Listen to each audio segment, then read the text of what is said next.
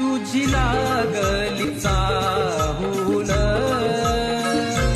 लागतील घराला पाऊल. देवा तुझ्या या येण्यानं होईल घराच राऊळ. इंद्र धनुची कमान निळ्या आसमानी आली, सप्त रंगाची ही त्यानी अशी उधळण केली. पडता पावसाच्या धारा माती ओली चिंब झाली. हिरवा नेसुनी हा शालू धरणी माय सज्ज झाली. कधी होईल तुझं येणं देवा आमच्या